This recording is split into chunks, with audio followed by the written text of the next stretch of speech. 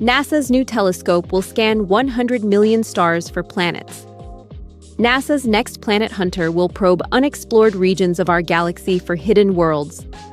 The Nancy Grace Roman Space Telescope, now fully assembled, is set to survey vast stretches of the Milky Way, with a launch scheduled for August 2026. Models predict that the galactic bulge time domain survey could turn up something in the likes of 100,000 new worlds, a figure that would dwarf the roughly 6,300 exoplanets found beyond our solar system so far. The trouble with this count is how little of the galaxy it actually covers, as nearly all of those planets sit within a few thousand light-years of Earth, in our own quiet corner.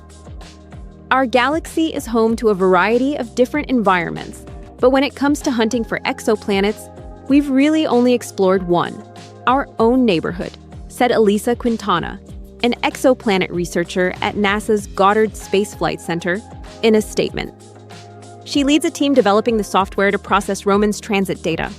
Roman will push the search inward toward the crowded star fields of the galactic bulge and outward to the galaxy's far side. Scientists want to know whether planets form differently depending on where they sit in the galaxy.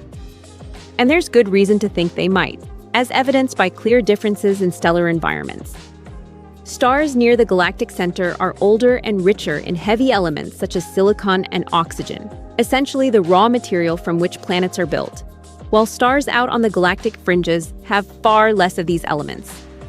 Stars with more heavy elements tend to host more planets, especially giant ones, said Robbie Wilson, a postdoctoral fellow at Goddard, who modeled what Roman is likely to find, in a statement. To make these discoveries, the telescope will rely on two powerful techniques.